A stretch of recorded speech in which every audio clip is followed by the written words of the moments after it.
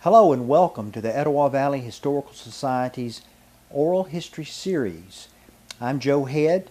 I'm Vice President of the Etowah Valley Historical Society, and today is Saturday, August the 5th, 2017. And we're here at Bill Popham's beautiful home, sitting in his museum. And there's just artifacts all around us here in this garage. And we have anything from rock and roll to movie stars to history here in Emerson, Georgia. So, Bill, how about telling us something about your family? Yes, sir. Thank you for coming. You're always welcome to come to my home. We're actually sitting on a piece of land that is part of the history of Emerson. We're on Puckett Road, which is part of C.M. Jones's estate, and we'll get into that in a few minutes. But I've lived here all of my life. My family was a core family that came to Emerson before the turn of the century, the Parrish family. That was on my mother's side. And I've lived here all of my life. My dad was mayor in the 50s and part of the 60s, and we've always been involved in the community, and right now I'm the chairman of the Planning and Zoning in Emerson, and it's interesting what's going on in Emerson right now in the future, and so it's a good, I'm retired, it's a good interest for me right now. Well, before we get deep into the history of Emerson, just for the record, who did you marry, and you have three children? I got two children. I married Amy Williams. She's from Ashland, Kentucky, and she is a descendant of Daniel Boone. And she came to Bartow County, and she's worked in the Cartersville school system and the Bartow County school system. And her last job was director of a rehab facility at a nursing home, and we're both retired now and taking it easy and trying to enjoy the rest of our lives. We're both cancer survivors, and which has been a blessing, and thank God we're still here. Okay, well, thank you for that. Let me mention my two children. My son, Craig Popham, he works down at Lake Point Station right now. He is a laser and computer graphics designer. He worked in Las Vegas for about 4 years with some of the big acts out there, and he came home to work at Lake Point. And my daughter is a banker who she works at Wells Fargo down in Atlanta now, and right proud of her. She's made a lot of strides and accomplishments in her jobs. Okay. Well, just to round out your background, I think I remember you told me that you graduated from Cass High School. Yes, sir, in 71. 71, and then your career, you worked with Union Carbide. Yes, sir, for 18 years. All right, in the fire department, Bartow County? I worked for Bartow County for 11 years. And weren't you previously mayor? No, I wasn't the mayor. My dad was Your the mayor. dad was the mayor, okay. My dad was the mayor, yeah. Okay, don't want to confuse that. Yeah. Well, we want to jump into the history of Emerson. Are you ready? They're ready to go. All right, there's been some concern recently about good citizens here in Emerson wanting to make sure that the history is preserved. That's true. That's true. No better person to come to than you. Well, Joe, I really appreciate you getting me involved, because for a long time I reached out to a lot of the citizens trying to find out some of the early history of Emerson, and it's kind of interesting. This area has not been well documented in the past, and unfortunately, and I don't mean to be rude about saying this, but a lot of the outside people who have come into Emerson and wrote stories about Emerson, the stories are not just exactly what the locals call the truth. You know, as a good friend of mine said, there's the truth, and then there's a good story, and there's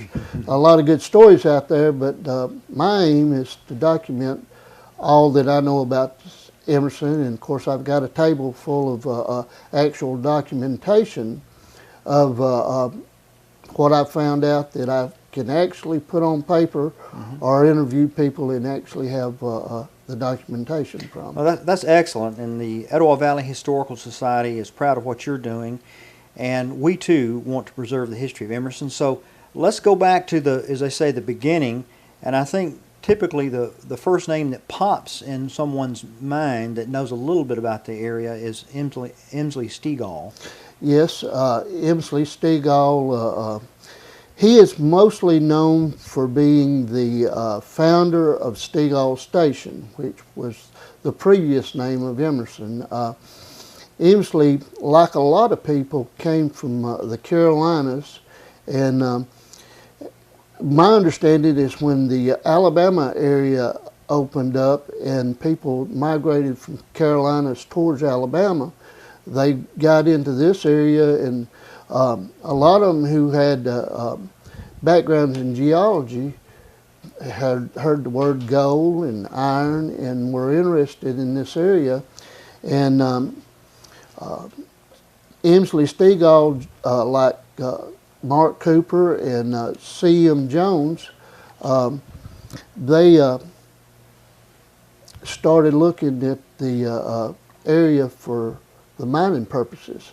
And we talk a lot about Emsley Stegall being the founder of Stegall Station, but in 1832, C.M. Jones, he ended up being a colonel in the Confederate Army, but C.M. Jones, he came to this area, and he knew it was rich in minerals and metals, you know, and so, and we're right across the street from his home place. It's still standing.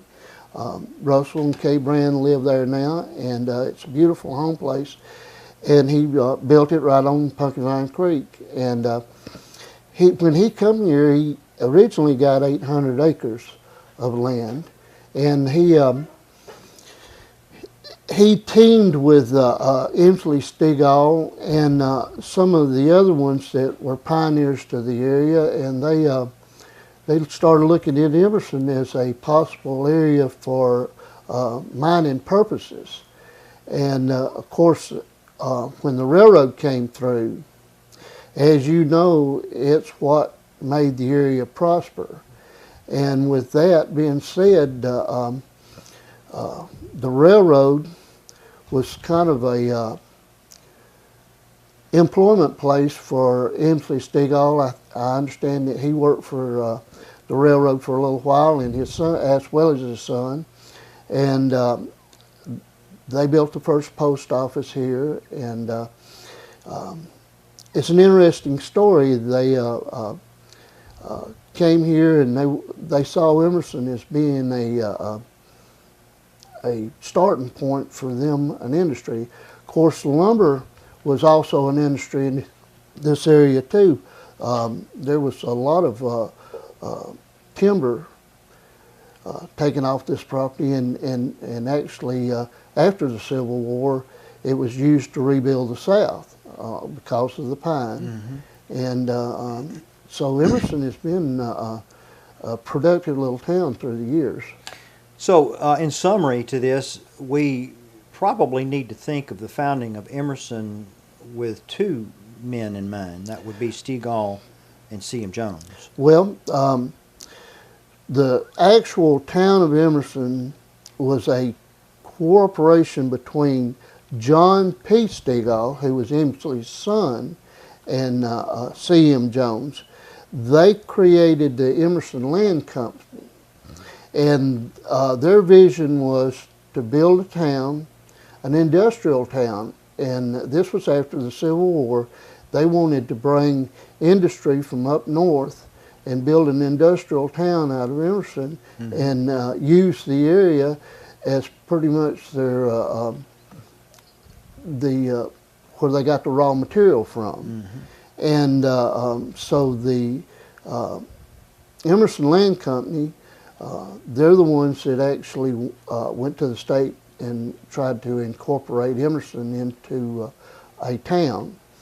It all started out, and it's a fun story to tell, and a lot of people will look at me when I tell them, but between what we call 293 now and the railroad tracks downtown Emerson, they went and dug or planted an iron rod into the ground, a hub, and that was the hub, and they went a half mile out either direction, radius, a 1 mile radius, and they surveyed out the town, and with that they brought in Macquarie guy to survey the town and lay out the streets, and their idea was they didn't want anybody mining inside that circle because the banks wouldn't loan money on land that didn't have the mineral rights. So they left the mineral rights, which there may not have been that much minerals or metals under the ground in that particular area, or may have not been worth mining, but they laid it out, and that was the town of Emerson, and that's the way it stood for a long time. What's interesting is, Joe, they named the streets north and south numbers. The streets east and west are named after states. There's only 2 states that are in the south that were named. There's a Georgia Avenue and a Florida Avenue, and of course Old Alabama Road. But the rest of the streets in Emerson are named after northern states. And there's always been a laugh about that. Is number one, they may have named those streets after northern towns to draw people from the north down here and make them feel at home. It's always been a joke about Ohio Avenue because Ohio wasn't a popular state during the Civil War. Well, not in Bartow. And not in Bartow County. So there was an Ohio street out of this, but that's a laugh amongst the locals about that. That's a useful tidbit of history about how those came about. Yeah. Well, I think it would be in our best interest to also mention, since we're in the mining topic, most people know about New Riverside Ochre, and it still operates today. Yes. And I think what people don't realize is in the rich mining history that we have here, EVHS and an intern that we've had just completed a project this past year, Stacy Lusk, and we determined that we were able to find just over 300 mining companies that operated here in a 100-year span. And the one that was primary in this area was which one? Chula Feeney. Chula Feeney. Chula Feeney, and I have some pictures of that. And it's been interesting. I've had to run down kind of the history of Chula Feeney, but they did have a huge mining operation here. They had a washer, and they used the water from Pumpkin Vine Creek to wash the ore. Mm-hmm. And from my understanding, it was a little south of Emerson, but most of the iron that came from this area went to the Chula Feeney Mining Company. I see. And it was a big operation, and I have verified that through Sue Bevel. Sue Bevel was Sue Puckett, and the Puckett family lived in the C.M. Jones house for a number of years during the years that they mined. Yeah. And so Sue's been my historian on that Your part go-to? of it. Yeah. Yeah, that's excellent. You draw from local talent to verify your facts. Oh, I've been taxing all the locals around here, and we've had fun going back and running down some of this history. Well, while we're still in the mining topic, we'll talk about Lake Point Sports shortly, but there was a rich iron ore deposit down there. Yes. And we have a map here that yes, you we could point do. to. And the thing about all that was iron wasn't the only one mineral that was found there. I think that we've determined there was some copper down there, mm-hmm. and then the ultimate graphite vein that goes through there. A lot of people wondered what that black dirt was when they started building the ball fields at Lake Point. My family, my mother lived in that area when she was born, and they actually called it black lead. There is a vein of graphite that runs from about Allatoona Pass to the county line, South County, the Popham County line.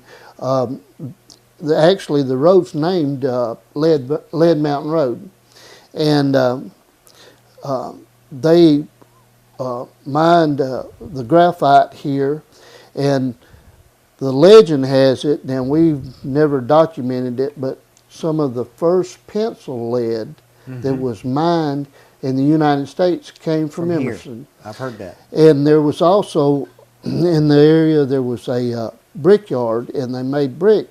But what's funny is the people who have found some of the old brick say that embedded in the brick it says Rome, Georgia on it. So I don't know whether the brick was actually made in Rome or they made them for a company in Rome, Georgia. You know, but that's an interesting story. Well, in addition to that, we certainly got to mention the furnaces that were here. There were two, possibly three operations, and do you remember those? Yeah, now of course Cooper's, but then there was a furnace that's down off of Allatoona Road in the area of where Wendy's is now. I think we've kind of nailed it down to the Wendy's area. On the location. On the location here, and that map's kind of hard. That's the old, what did we say, 1910? 1906 or something. Yeah, map. And with that, we found that the furnace was in the area where Wendy's is now, and there was also, just right around the corner here, there was a small furnace, and I've got a picture of it somewhere here. Now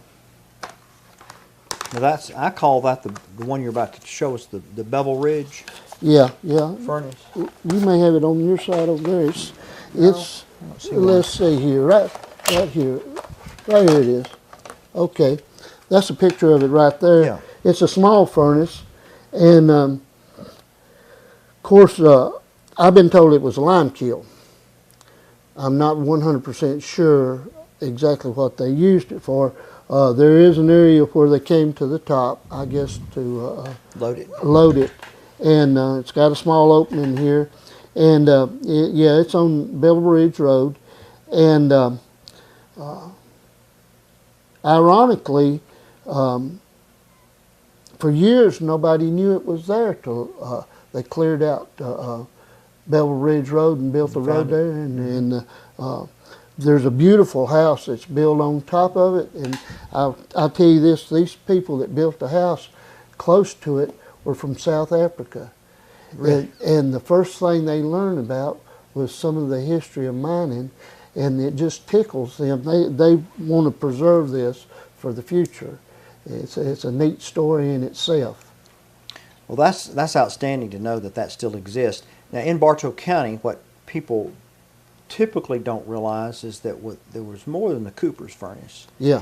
There was really around 12 furnaces, if you include the lime furnaces, and altogether there was also some bloomery furnaces, but you have one that still exists here, this one, and then down at what is now the Lake Point area, we had the Bartow furnace, and they call that area Bartow, Georgia. Yeah, it was called, around here, the locals still call it Old Bartow. And Joe, that's interesting because, see, that's where they actually loaded most of the mining materials and minerals that they mined here. Was a loading area for that this area, and there was a store down there. It was a commissary, and a gentleman named U.E. Parrish, he had a commissary down there, and U.E. Parrish and my grandmother was brothers and sisters. And U.E., he sold to the mining companies. He ordered materials and stuff for the mining company, and then he sold general merchandise to locals there, the mine workers. And when they built the hotel, and I'll show you the hotel. This was a 48-room hotel that the Steagall and C.M. Jones built to bring in the investors into Emerson.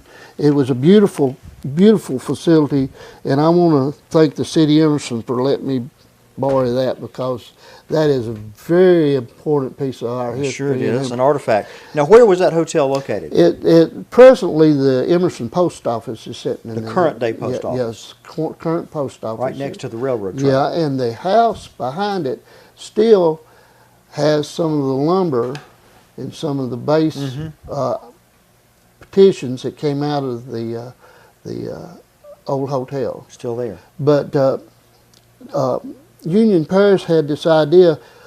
All these people were getting off the train and staying at the hotel, and they had money in their pocket, and cash money. See, he'd been selling to the miners on a credit basis till they got paid. Well, he got this idea. He says, I think I'm going to move to downtown Emerson because I probably could make more money out of the people from Emerson that's got cash money. So he obtained some property from Steagall's on the corner of what then was Wisconsin and Dixie, Old Dixie Highway. And everybody now knows that it's Doug's place. And I think it's a very popular place. But I have a picture here of back when the Coca-Cola sign says U.E. Parish General Merchandise, which is it's a kind of a artifact. Doug's place is very popular and it's brought in a lot of the tourist trade into Emerson. And I'll have to say that Doug Ferguson was one of our outstanding historians for the year. In fact, I've got some of the information from his family that helped me. And his family, the Ferguson family, was one of the core families that worked at the mines. Yeah, well, the Doug's Place still exists today, and it's a great country restaurant, country cooking restaurant. Yes. And it's sort of a throwback to the old days of the general stores. That atmosphere is there. Yes. But we may get back to that in a moment. But before we leave mining, there was one other furnace here that is little known, and that was the Malibu Iron Company. Yes. And that was located more toward town, I think. Yes. And so we've had two or three furnace type operations just inside the what's considered to be the footprint of Emerson. Emerson, yeah. Absolutely. We can't talk about mining unless we mention gold. Yes. That starts at Pumpkin Vine Creek, and there's a lot of stories about the gold. Legend around here has it that the Indians, Native Americans, paddled up Pumpkin Vine Creek because that's where they got their gold. And through the years, a lot of people have panned gold out of Pumpkin Vine Creek, and my grandfather being one of them. And of course, my grandfather came to Bartow County, or came to Emerson to mine. He was one of the first operators of the first steam shovels. Oh, yeah. That they run in the mines, and the Big Tom Cut mine he helped over there. But yeah, when I was a little boy, and of course you always hear the stories of you sit and listen to your grandpa talk, but you didn't listen. But my grandfather had a lot of stories to tell, and he always had the little medicine bottles full of the gold nuggets. Gold flecks. And I'm going to stop there and say, we talk about the mining industry and we talk about the agriculture industry in Emerson, but back at the turn of the century, there was another industry around here that my grandfather and a lot of others had to do with, and it was called moonshine at the time. And liquid gold. Liquid gold. And there was a lot of moonshine stills on Pumpkin Vine Creek. So, yes, there was gold to be had. Gold in the but getting back to the gold, yeah, and Blankenship and Gaskin were the last owners of the Lake Point area, and they dredged Pumpkin Vine Creek for years.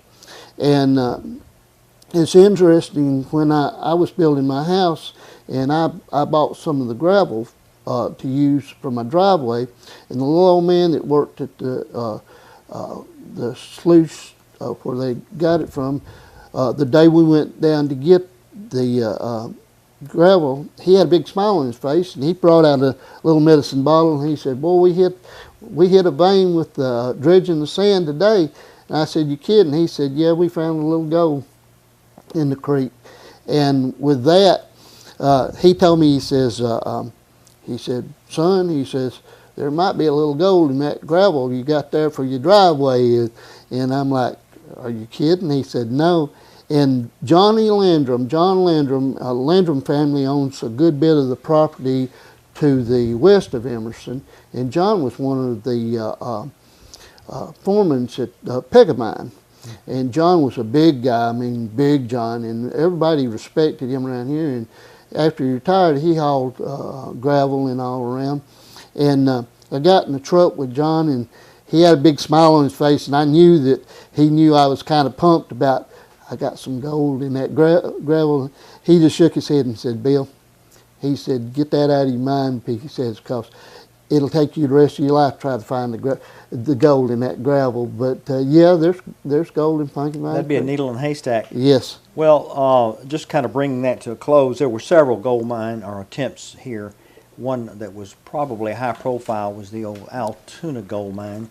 They sold stock in that, and I have some friends that still have their stock certificates, and they're very proud of those. Also, we need to mention the African American history a bit down here in Emerson. I've worked with Vincent Wiley, who is on the city council here now, okay, and Terry Webb, who was on the city council, and the African Americans who came to Emerson, they were miners. Vincent had told me that his family had come from Alabama to mine, and so did Mr. Jack Lewis. Now, Mr. Jack Lewis is dead right now, but he worked for my grandfather. And like my grandfather, he'd sit and tell me stories. I'd just love to go sit in Jack's front porch with him and his wife, Miss Louise, and listen to some of the stories he told about Emerson. But that's one of the tales he told. It's a lot of the blacks after the Civil War knew that there was mining going on in Emerson, and they were looking for help and employment. And so that's where the settlement in the west side of Emerson came from. Was the blacks came here to work at the mines, and during those years when Emerson was prospering back during the mining days, there was a black doctor, and there was they had a stable. They had Henry Fry had a store over there, and it was on the west side of town. It was a booming area for the people who lived there because they worked at the mines, and they started a church. It's called Damascus Baptist Church, which in my mind is a very, very they're an outstanding church. It's always been a active church to this day. They have a cemetery which is down on the Lake Point property, and Vincent and I have been trying to run down some of the history of some of the people who are buried there.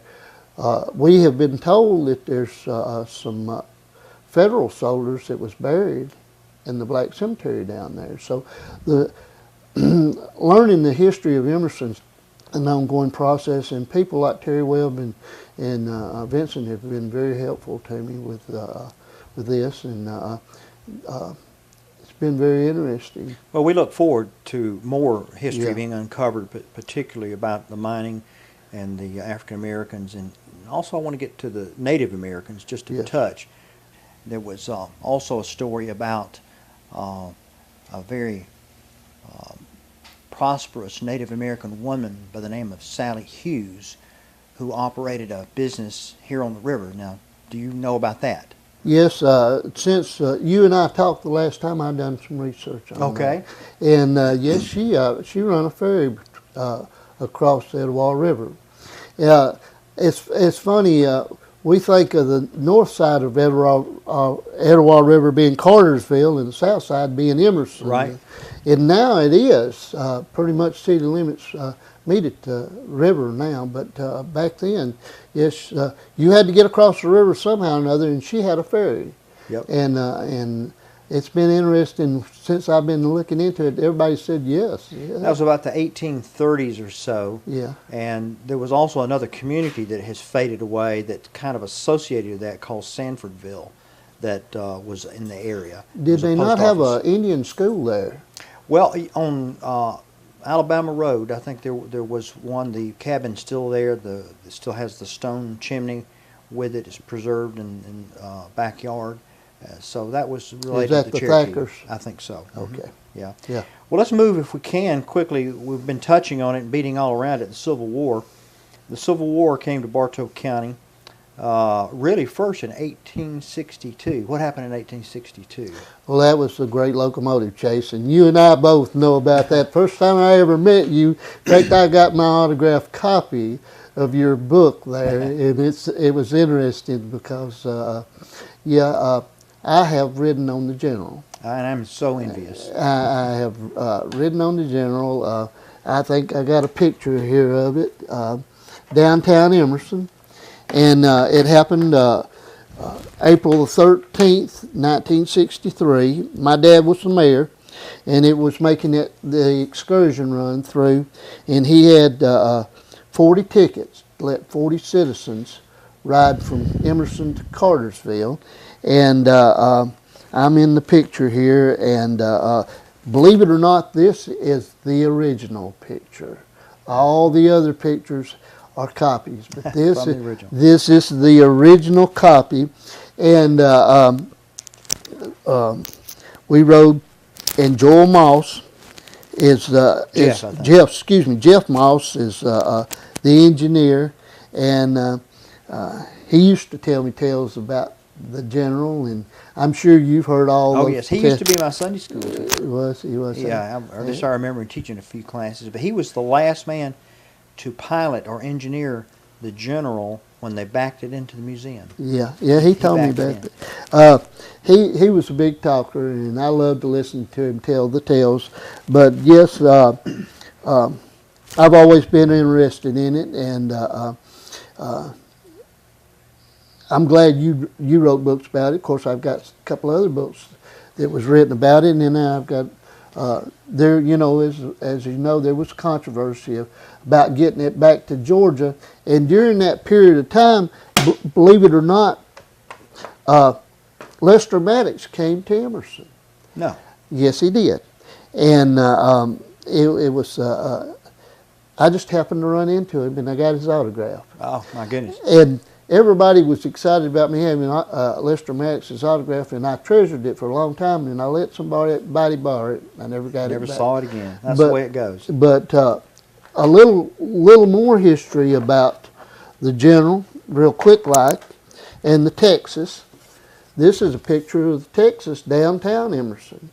And after the Civil War, the Texas actually worked the sidings here in Emerson. Right. And the interesting story about it is it was the Texas during the Civil War, but when the Yankees the Northerners, took it back north, they changed the name of it to Cincinnati. That's correct. And it was actually known as 212, but when they got it back to Georgia, the name went back to the original Texas. The original Texas, and as you know, it's in Atlanta now, and it's well preserved. And the Yonah was actually stationed just north of Emerson during the at the Etowah siding. Right. And so, yes, Emerson did have a little history to the General.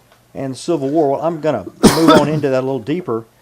As many people know that are Civil War buffs, the Civil War more aggressively came to Bartow County in 1864, particularly May, and the first activity of combat and hostilities was up around just north of Adairsville, and General Johnson was there to meet Sherman and his forces, and I don't want to get through that to Emerson, but after several skirmishes and retreat actions, General Joseph Johnson chose to abandon Cassville, and he gave orders for his troops to come south of the river so they could burn the bridge. So now we get into Emerson.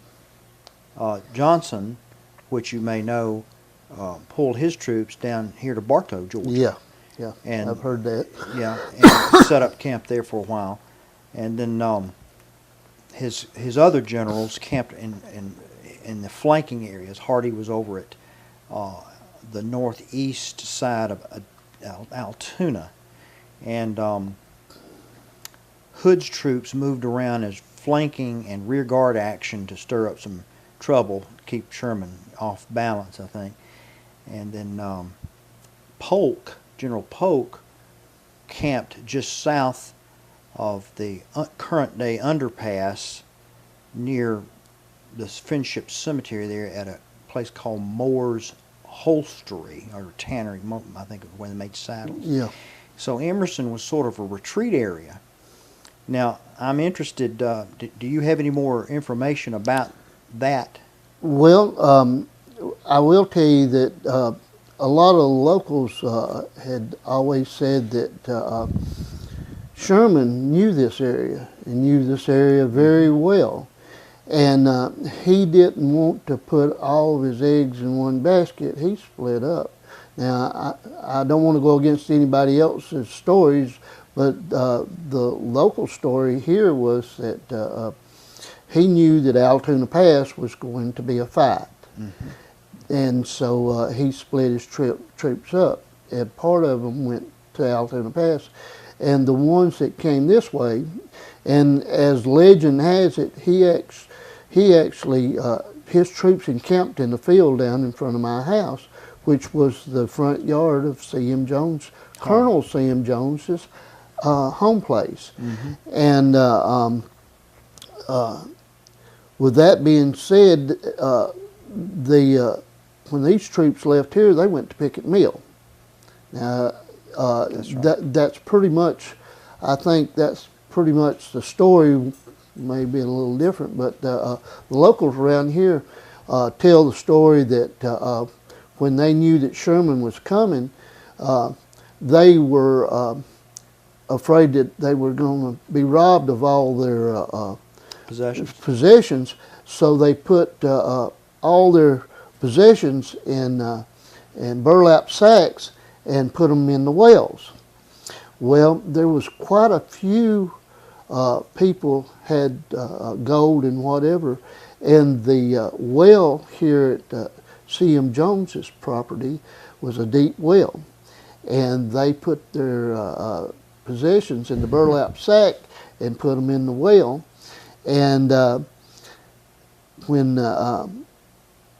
Sherman passed through and left, and all was clear, they went to pull the burlap sack out of the well, and it was rotten, and they lost all their possessions to the bottom of the well. That's the story. That's the story. Now, like I said, there's the facts, and then there's the good stories, but that's the good story that goes on around here. Let's don't get facts in the way of a good story. Yeah, yeah. Also, can you know anything more about the, this was 1863, I'm backing up a bit, about the great train wreck just north of Doug's? I have heard that, but you know more about it than I do. And I've heard it, it was pretty tragic. Pretty disastrous. Yeah. It was September 1863, there was the chieftain and the senator. Yes. Was involved, and they were bringing troops back from battles from the northern part of Georgia, and it was at night on a Sunday night, and one train was headed south and one train was headed north, and they collided just about a half-mile north of Doug's restaurant, just before you get to the New Hamilton Bridge, there on the railroad tracks, and it was quite a tragic scene. Men were already wounded coming back, and then the troops that were coming north to replace the wounded troops were terribly injured, And the community turned out that night to provide aid, brought them water and blankets, and tried to give them first aid as they could. But that's called Emerson's Forgotten Train Wreck during the Civil War. Yeah. Also, the bloodiest battle in Bartow Yes. was just right here to the east of Emerson.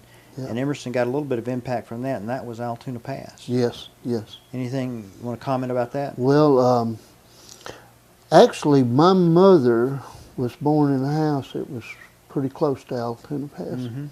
And, of course, you know, as when they built the lake, they moved the railroad out of the pass area there. But my friends and I, as kids, we scoured those mountains looking for artifacts. Sure. Because we knew that there was things there till the Corps engineer run us off. But sure.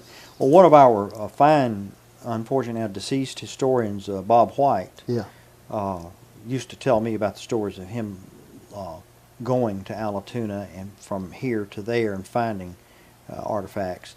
He told me that the Confederates brought their wounded troops in this direction on a creek here, just on the other side of the interstate, to get them close to Bartow where there was some help. Yeah. And do you know the name of that creek? I believe it's called Blue Springs. Blue Springs Creek. And real quick, like tell you a little story. That Blue Springs has got a environmentally endangered species in it, and when they were building Lake Point, they had to accommodate that. They had to accommodate that, but it's taken the Lake Point people wanted to preserve that area, and yes, it's more than just a wet weather spring. It runs water pretty much. What was the endangered species? Was it a small fish? I don't remember what. Okay. If I said it, I'd say the wrong thing. Well, the last thing I want to get to about Civil War here is that Emerson has a connection to Andersonville. Yes. You want to mention that? Yes, and I've mentioned Colonel C.M. Jones quite a few times, but he was one of the last wardens of Andersonville Prison. His title was Colonel C.M. Jones, and it's interesting to find out later he was very, very dedicated Confederate soldiers, but there was a lot of locals that felt like he was sentimental to the North too, because after the Civil War he went up north and tried to bring industry to the South, and it displeased a lot of people. But yes, he was a colonel, and he was at Andersonville Prison, and of course he's one of the largest cemetery plots in Emerson Cemetery. It's his family. It's his family, yes. Okay, well, I'm going to close up on the Civil War topic, move on to one of our last ones, and you've already touched on several of these, so I'll skip through it. And that's the Emerson Township itself. We've already talked about the hub and the half-mile radius, so forth, and talked about the depot and the hotel very well. But what about the grist mill? Yeah, we got a picture of the grist mill here, which was a mighty large operation and in this area, and after the Civil War, and in this picture you can't see it, Joe and I tried to decipher it out, but the engine, the Texas, was worked the grist mill there, and it employed quite a few people, and it was after the Civil War it was one of the booming industries here, and as the tale goes, the Texas was back then next to the building, and they left fire in the firebox overnight, and the ember from the firebox actually set the grist mill on fire, and it burned to the ground. Now, I'm still working with some people, and this has been a real touchy subject. The people who give me the picture called it Moore's Mill. It's been also called Empire Mill, but in that there was a Williford Mill in the same area. So it may have had different names through the years. that's one thing. I have a pretty good friend from Cartersville who has spent a long time trying to research this, and the other day I actually gave him a copy of this picture, and it's just like some of the other artifacts that I got. He was tickled to death to find it.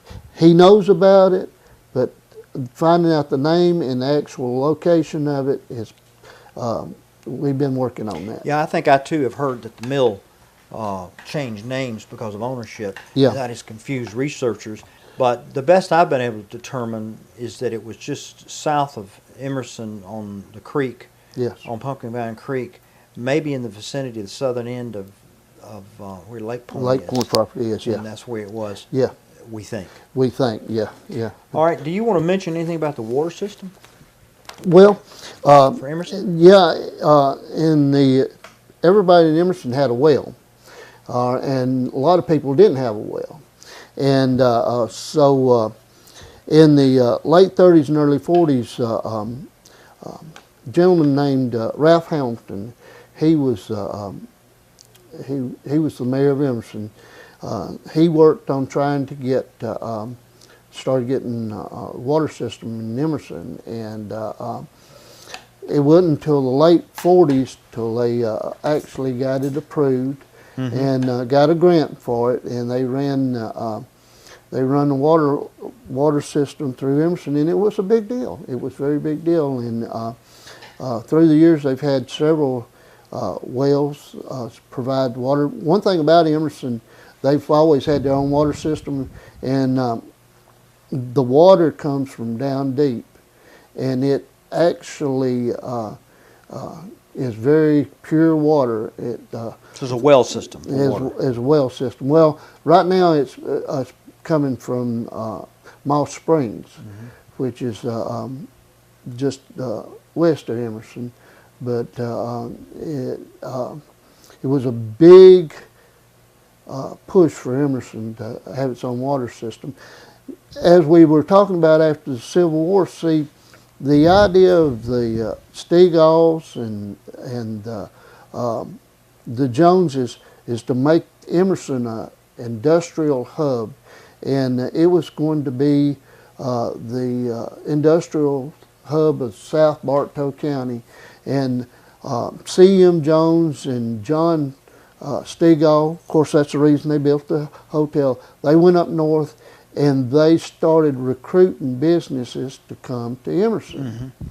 Well, as you know, and of course talking about the Civil War, Cassville lost its title as county seat, and then everything came to Cartersville, and Cartersville was a good railroad hub. And of course, everybody's looking for a good railroad hub. And a lot of the investors just only made it to Cartersville. They felt like that Emerson was just more of the maintenance or the mining end of it. A rural site. Rural site. And I will say this, till the 30s and 40s, there wasn't a lot of houses in Emerson. Emerson's not really that big now, but a lot of the houses in Emerson weren't built to the 40s and 50s.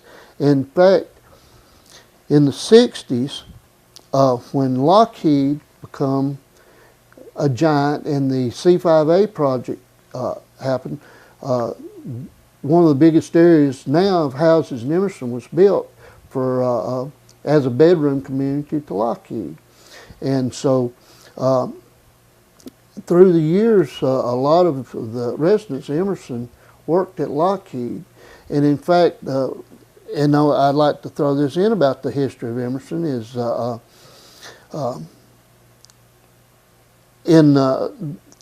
with all the people who worked at Lockheed, mm-hmm. then Union Carbide come. EZ Mills was a big employer.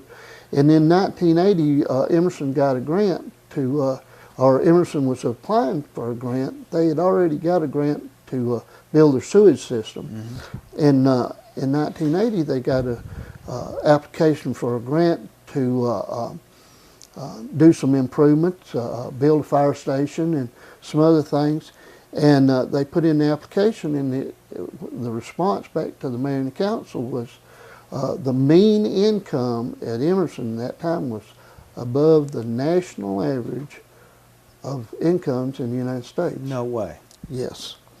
So if people in Emerson thought that they were broke, there's people in worse shape than they were, but there were Lockheed, Union Carbide, chemical products, the mining industry, Easy Mills, Goodyear, the carpet industry.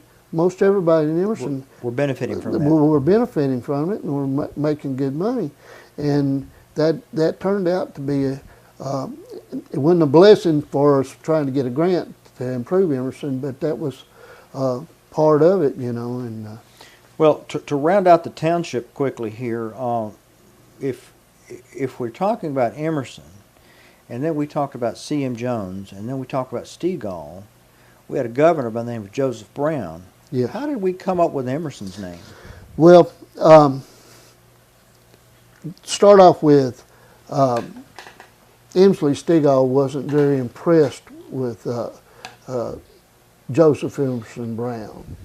There was a little animosity there, but when after the Civil War, Joseph Emerson Brown had some interest in this area, and people didn't have salt, they didn't have supplies or whatever, and he sent a load of supplies to Emerson. Well, that impressed John P. Stegall and Colonel Jones, because look, he's helping us out. We're going to rebuild. We're going to bring these investors in here.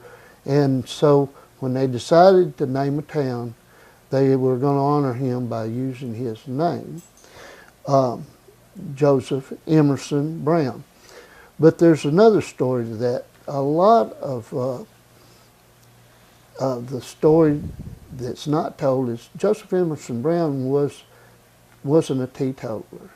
He drank a lot, and that didn't impress Stegall. So he did not want this town named Emerson. So he always told anybody, if you call it Emerson around me, I'm going to hit you with my cane. And that's actually documented. I think I've shown you. That, yeah. I've read that before, yes. So, yeah, Joseph Emerson Brown was the namesake. It's a namesake, and he did help out a lot trying to improve Emerson. Well, Bill, I want to move to one other topic under the township, and then to our last topic. We can't talk about Emerson unless we mention how valuable the railroad was. You've done that, but there was sort of another railroad here in its day, and that would have been the Dixie Highway, and of course it's I-75. Any comments on the Dixie Highway? Oh yeah, 75. Downtown Emerson, or what we call Dixie Highway, we still call it Old Dixie Highway. There was a lot of stores, businesses along. Mr. Irwin had a motor court. They call it Jug Irwin's Motor Court. Mm-hmm. And it was a stopping place coming through Emerson. And then, of course, the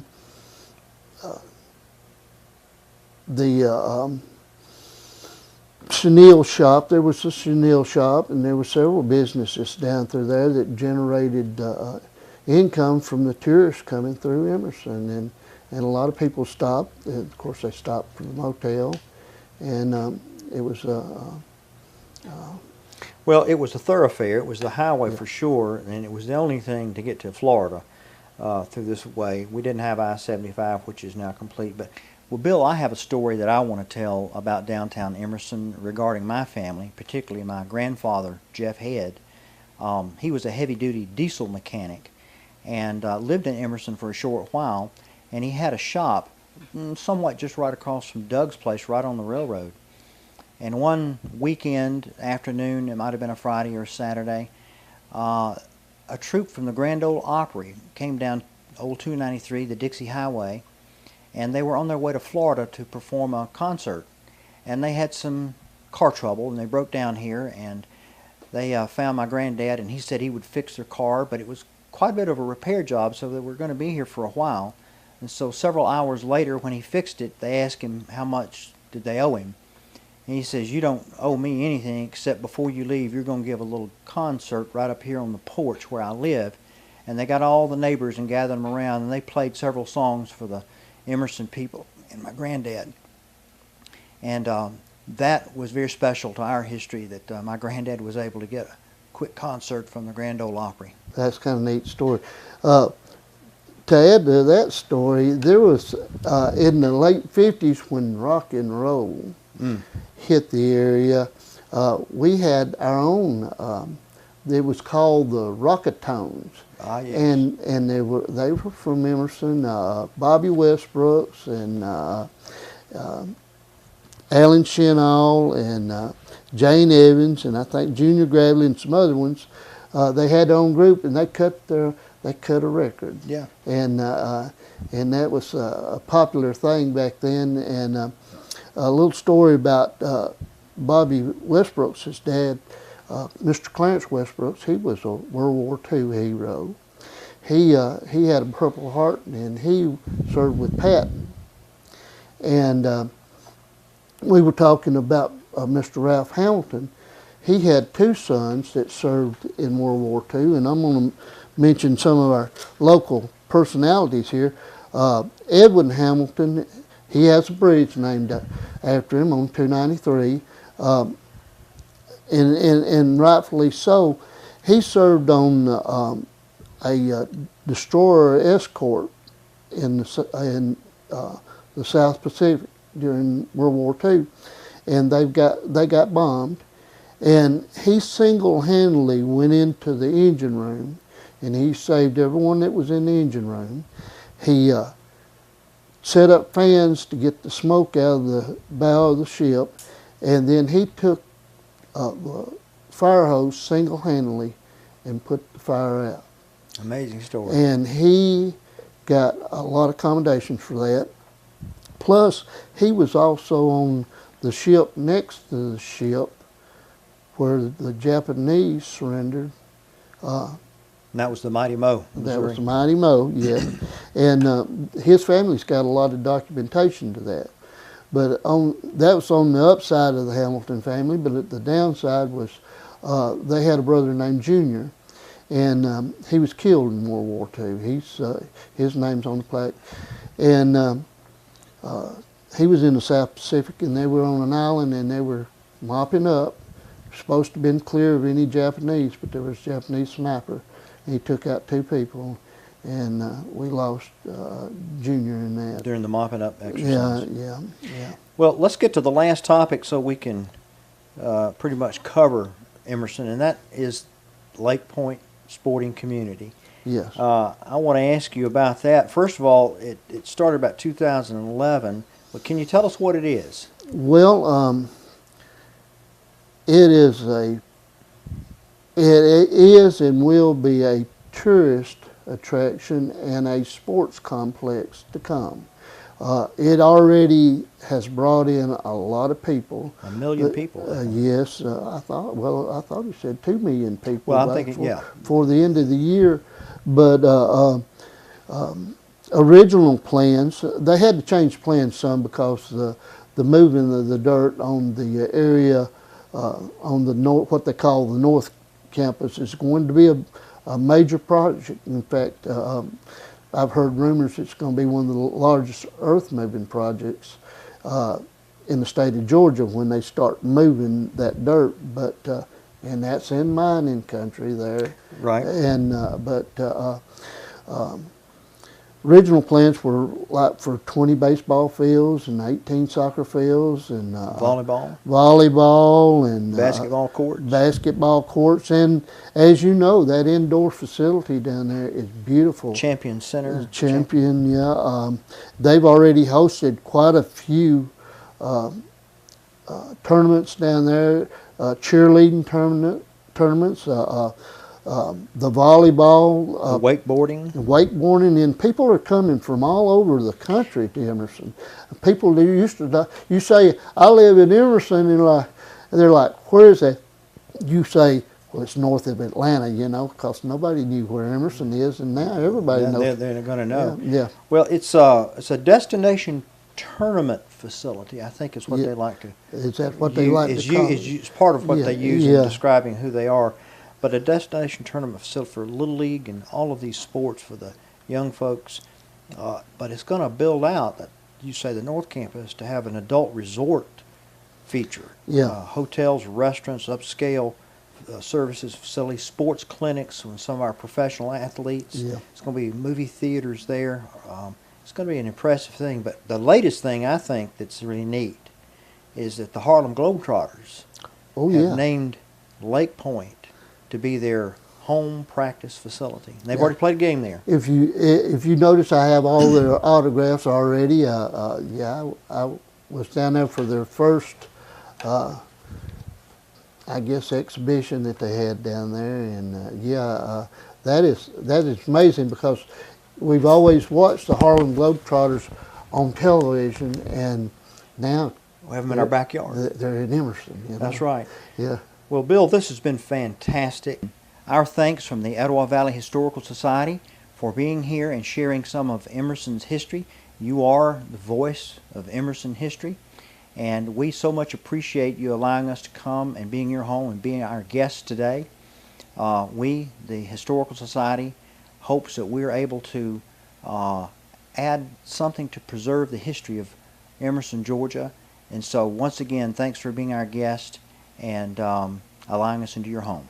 I just want to ask, is there anything else that you want to say before we wrap up? Well, certainly I appreciate the whole crew coming out, and I've enjoyed it. I've enjoyed, there's a lot of people I would like to thank, so I'm going to just thank them all, but there's a lot of people that I want to thank that's helped me because this is not a lone job. This is a collective. And as you know, the stories you hear sometimes are just good stories, and some of them are the facts. But that's what I've been trying to nail down, is the facts. I'm not going to say I know all about Emerson.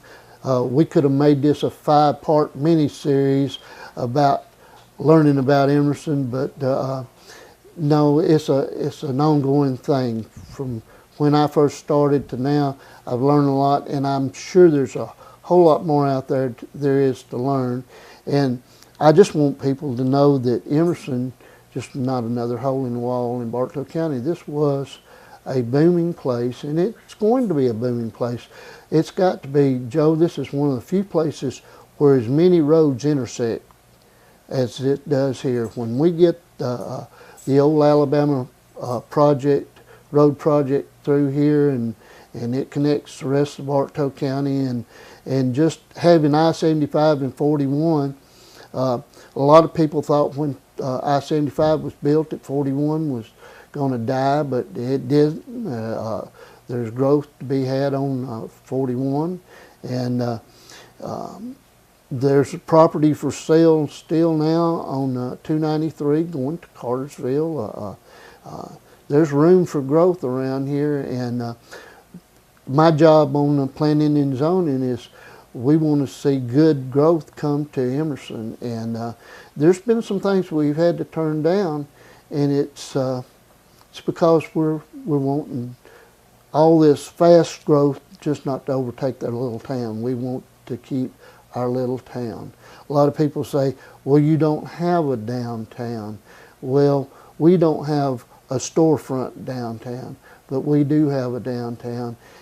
People that grew up here and grew up at Doug's place, Morris's store, all the way back to that's been downtown Emerson to us, and if you're a local, that's home to us, and we're protective of it, and we want the outsiders to know that we love our town. In fact, I got a couple of signs in here that says I love Emerson.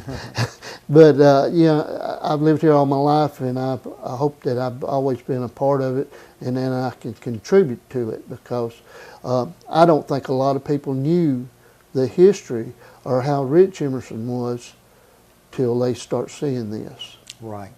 Well, Bill, thank you for today. The Etowah Valley Historical Society appreciates very much your voice to preserve the history of Emerson, and we just appreciate you being our guest. Thank you very much. Thank you very much.